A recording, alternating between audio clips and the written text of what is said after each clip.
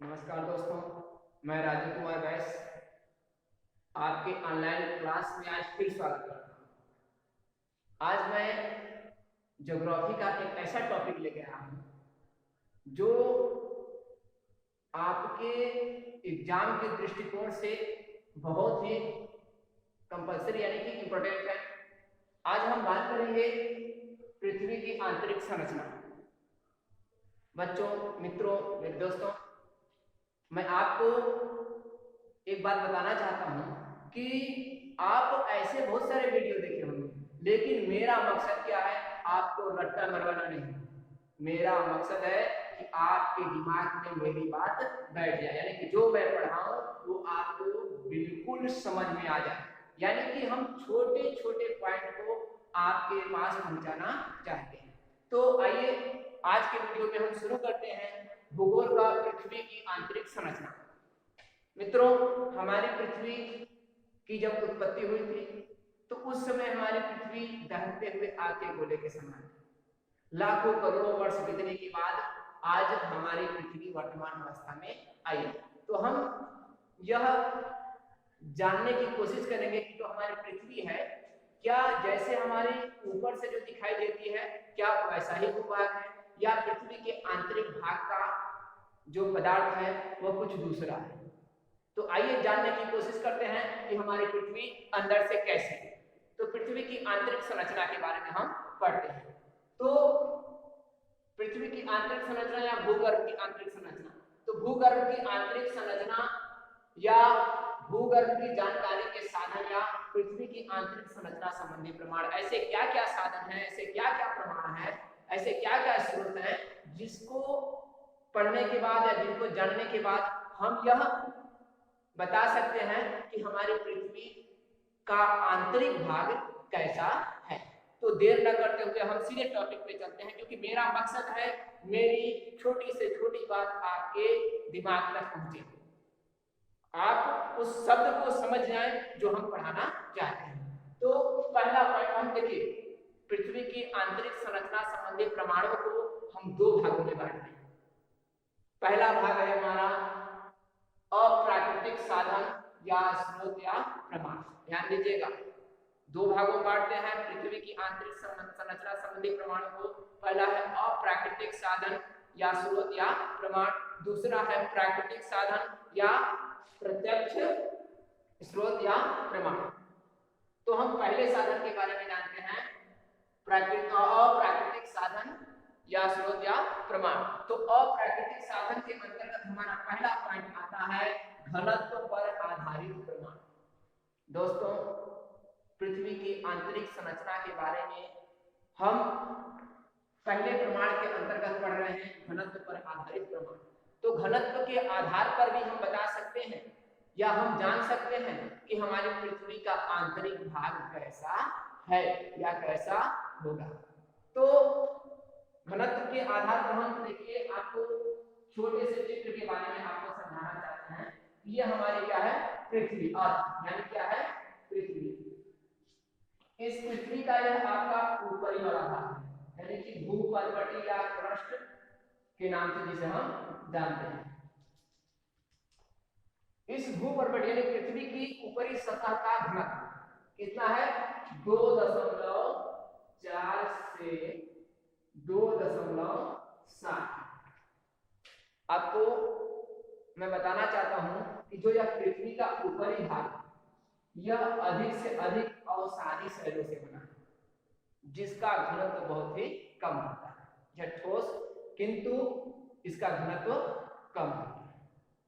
लगभग पृथ्वी का 70 से 75% भाग जो ऊपरी भूपर्वती है वह अवसादी शैलों से ढका हुआ है, जिसका घनत्व कितना है? 2.4 से लेकर 2.7। और पृथ्वी का दूसरा वाला जो भाग है आपका,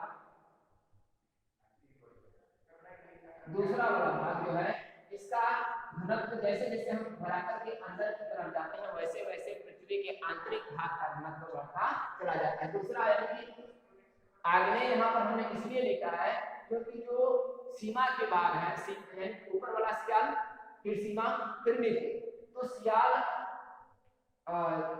जो सीमा का जो भाग है वह आपका आग्नेय शैलों से बना हुआ है, क्योंकि इसी में अधिकतर मैग्मा ज्वालामुखी में जो मैग्मा बाहर निकलता है वह मध्यवर्ती भाग से ही प्राप्त होता है। तो ऊपरी भाग से जैसे जैसे हम उसके आंतरिक भाग की ओर जाते हैं वहां पर घनत्व में वृद्धि होती जाती है। इसलिए आग्नेय चट्टानों का घनत्व यानी कि मध्यवर्ती परत का घनत्व कितना है, 3.0 से 3.5। आपको एक चीज यहाँ पर बताना चाहता हूँ कि यह आपका हमारा पहला परत है, इसका घनत्व है 2.4 से 2.7। जैसे जैसे इसके अंदर यानी कि पृथ्वी से जैसे जैसे हम गहराई की ओर जाते हैं हमें यह प्रदर्शित हो रहा है कि आंतरिक भाग का घनत्व क्या हो रहा है, बढ़ता जा रहा है। ये आपका सेकेंड वाला भाग है, इसका घनत्व कितना है, 3.0 से लेकर 3.5। जैसे और अधिक गहराई पर हम जाते हैं पृथ्वी का जो आंतरिक भाग है, सबसे आंतरिक भाग जिसको हम कोर या कोर के नाम से जानते हैं या पृथ्वी का केंद्र के नाम से जानते हैं, केंद्र जो भाग जो आंतरिक वाला भाग है इसका घनत्व 11 से भी प्लस में होता है। यानी कि इससे हम यह बता सकते हैं या इससे इन घनत्व के आधार पर यह सिद्ध होता है कि पृथ्वी का आंतरिक भाग जैसे जैसे अंदर की ओर जाते हैं वैसे वैसे घनत्व में वृद्धि होती जाती है और पृथ्वी के केंद्र में अत्यधिक घनत्व पाया जाता है। इसलिए हम कह सकते हैं कि पृथ्वी का आंतरिक भाग कैसा है, ठोस है। तो मेरे ख्याल से यह पॉइंट आपको समझ में आ गया होगा। फिर से शॉर्ट में देख लीजिए, पृथ्वी की ऊपरी सतह का घनत्व 2.4 से 2.7 है जो अधिकतर अवसादी शैलों से बना है, और जैसे ही पृथ्वी के नीचे की ओर जाते हैं, गहराई की ओर जाते हैं, तो दूसरी परत यानी कि मध्यवर्ती परत या आग्नेय चट्टानों की परत आती है जिसका घनत्व 3.0 से लेकर 3.5 है। और जैसे और अधिक गहराई में जाते हैं हम, तीसरी परत होता है नीचे की जो परत है या जो भूप्रोड है उसका जो घनत्व है वह अत्यधिक हो जाता है। आंतरिक भाग जिसे हम फ्लोड के नाम से जानते हैं उसका घनत्व 11.0 से भी अधिक है। लेकिन न्यूटन और अरस्तु ने संपूर्ण पृथ्वी का घनत्व कितना बताया है, 5.5 बताया है। तो यह एक विरोधाभास का बात है, लेकिन हम यह कह सकते हैं कि जैसे जैसे पृथ्वी के अंदर हम जाते हैं वैसे वैसे धरातल के अंदर घनत्व की मात्रा में भी वृद्धि होती जाती है, उनके घनत्व में भी वृद्धि होती जाती है। इसलिए हम कह सकते हैं कि पृथ्वी का आंतरिक भाग कैसा है, ठोस है। अब दूसरा पॉइंट पर आते हैं। हमारा दूसरा पॉइंट है दबाव पर आधारित प्रमाण। दबाव पर आधारित प्रमाण। दोस्तों मेरी बात को आप ध्यान से समझिएगा कि दबाव एक परत यानी पृथ्वी की ऊपरी परत का दबाव उसके निचले परत पर पड़ता है। जैसे जैसे हम धरातल के नीचे जाते हैं वैसे वैसे ऊपरी परत का दबाव उसके निचले परत पर पड़ता है, उसके निचले परत का दबाव उसके निचले परत पर पड़ता है। इसलिए हम कह सकते हैं कि जैसे जैसे हम धरातल के नीचे जाएंगे पृथ्वी के परत का दबाव बढ़ता जाएगा, जिसके कारण आंतरिक भाग किस रूप में हो जाता है, ठोस रूप में हो जाता है। लेकिन पृथ्वी के सबसे अंदर वाला भाग जो होता है उस पर एक निश्चित दबाव का, एक निश्चित यानी कि एक निश्चित दबाव के आधार पर वह एक ठोस निश्चित ठोस रूप में बदलेगा। क्योंकि अधिक दबाव एक मतलब कि जैसे हम इस पेज को ले लेते हैं, इस पेज पर अगर हम दबाव डालते हैं तो एक निश्चित सीमा तक ये क्या करेगा, दबेगा। उसके बाद क्या होगा, उससे अधिक यह दब नहीं सकता क्योंकि इसकी कैपेसिटी कितनी ही होती है। तो हम कह सकते हैं कि दबाव पर आधारित प्रमाण के आधार पर कि ऊपर के परत का दबाव निचली परत पर पड़ता है, उसके निचले परत का दबाव उसके निचले परत पर पड़ता है, इसलिए आंतरिक भाग कैसा हो जाता है, ठोस हो जाता है। इस पर कुछ मैं पॉइंट लिखा हूं। जैसे पृथ्वी के अंदर 200 मीटर की गहराई, गौर कीजिएगा ये जीके का भी प्रश्न है कि 200 मीटर की गहराई पर है ना प्रति 10 वर्ग सेंटीमीटर, ध्यान दीजिएगा 200 मीटर की गहराई पर प्रति 10 वर्ग सेंटीमीटर पर कितना आपका होता है, 200 क्विंटल भार पाया जाता है। ध्यान दीजिएगा, जब हम पृथ्वी के अंदर गहराई, कितना गहराई है हमारा 2000 किलोमीटर, 2000 किलोमीटर की गहराई पर प्रति 10 वर्ग सेंटीमीटर, प्रति 10 वर्ग सेंटीमीटर पर कितना दबाव पाया जाता है? दबाव पाया जाता है, कितना वजन पाया जाता है? 200 क्विंटल भार, 200 क्विंटल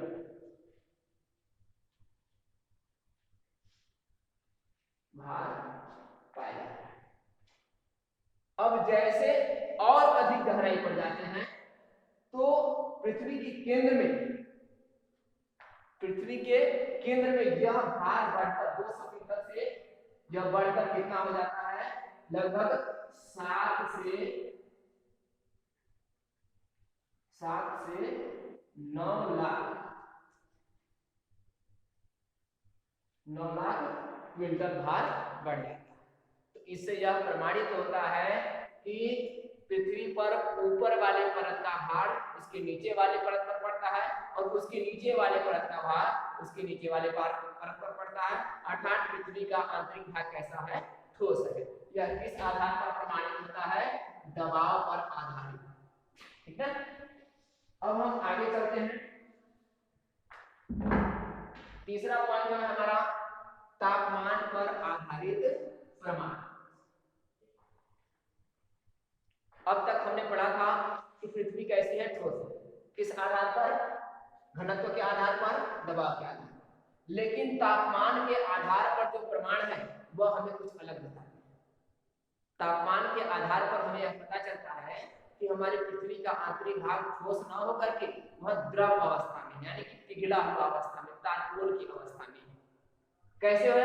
आइए सिद्ध करते हैं कि तापमान पर आधारित प्रमाण। यह हमारी पृथ्वी है,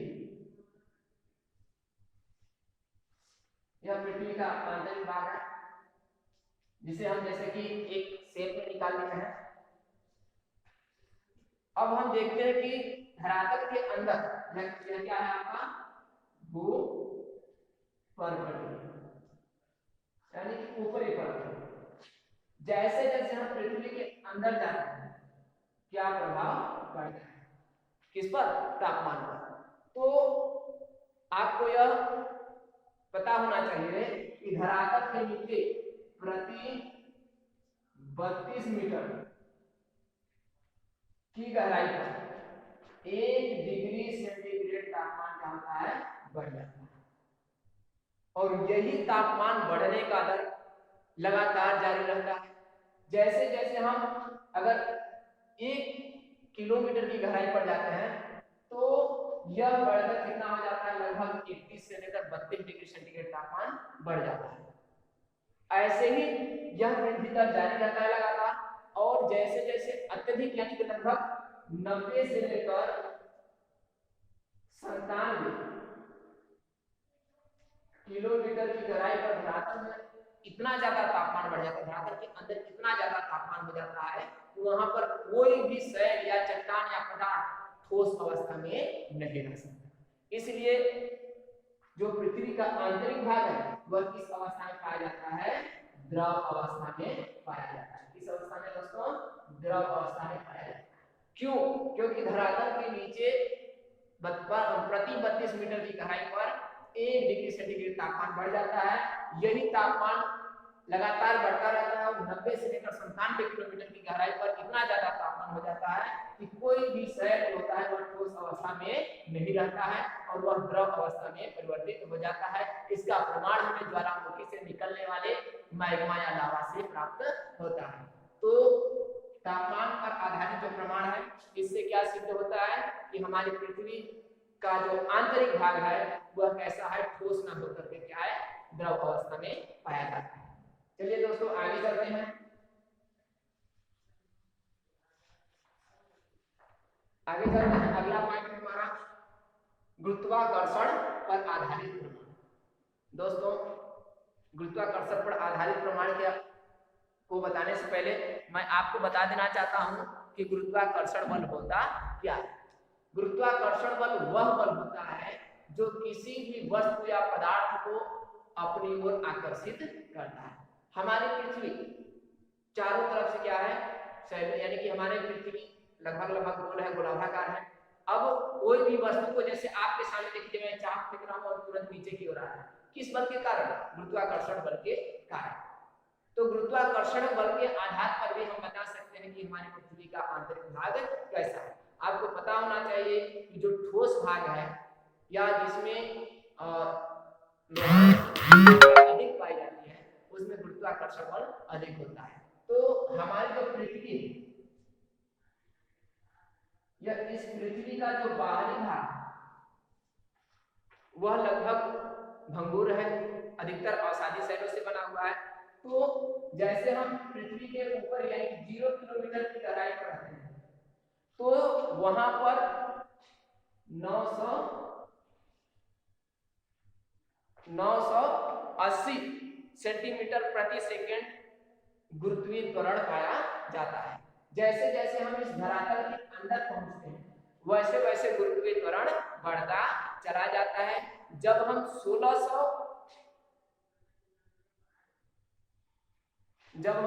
1600 किलोमीटर की गहराई पर पहुंचते हैं तो हमारा गुरुत्वीय त्वरण बढ़कर 1002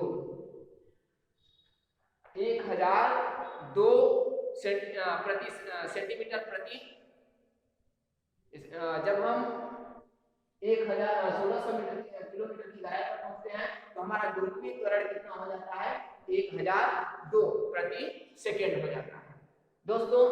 और जैसे और अधिक गहराई पर जाते हैं तो इसमें परिवर्तन होता है, क्योंकि आंतरिक भाग कैसा हो जाता है? हमारा द्रव अवस्था में हो जाता है। इसलिए यहाँ पर फिर से घटना शुरू हो जाता है हमारा गुरुत्वीय त्वरण। अगर हम 6371 जो पृथ्वी का आंतरिक भाग 6371 किलोमीटर की गहराई पर हम जब जाते हैं तो वहां पर हमारा गुरुत्वीय त्वरण फिर से क्या हो जाता है? 0 हो जाता है। तो इससे यह सिद्ध होता है कि पहले ऊपर वाला भाग क्या है? हल्का हमारा कम ठोस है, आंतरिक भाग मध्यवर्ती भाग अधिक ठोस है, और उससे अधिक जब जाते हैं तो द्रव आ जाता है, जिसके कारण फिर से उसका गुरुत्वीय त्वरण क्या हो जाता है? 0 हो जाता है।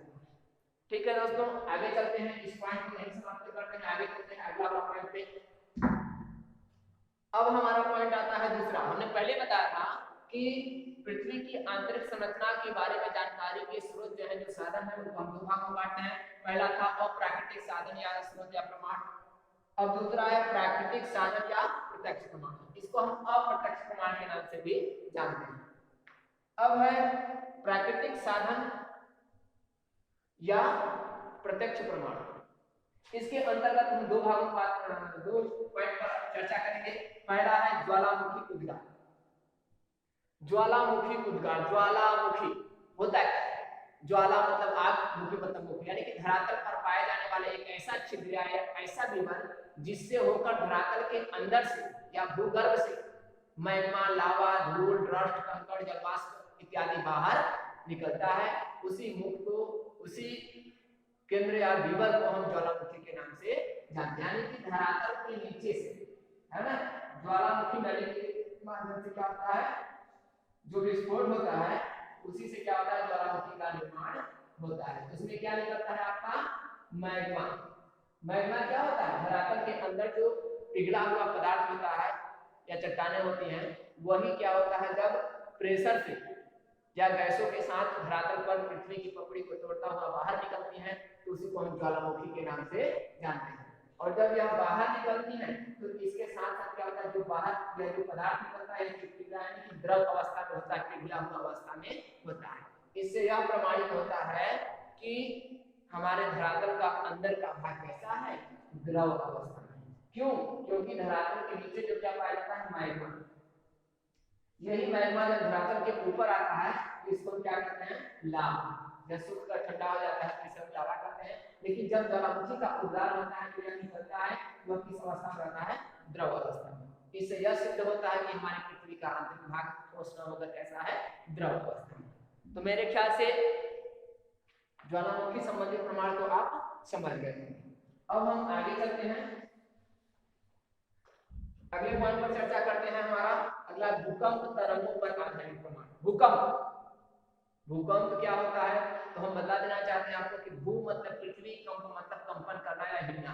जब किसी कारणवश यानी कि प्राकृतिक साधन या प्राकृतिक कारण या मानवीय कारकों के माध्यम से जब हमारी पृथ्वी कंपन करने लगती है या हिलने लगती है तो उसी को हम भूकंप के नाम से जानते हैं। भू मतलब पृथ्वी और कंप मतलब कंपन करना, कंपन करना यानी कि जब हमारी पृथ्वी किसी कारणवश कंपन करने लगती है या हिलने लगती है तो उसी को हम भूकंप के नाम से जानते हैं। तो भूकंप से मैं बताना चाहता हूं कि 3 प्रकार के, जैसे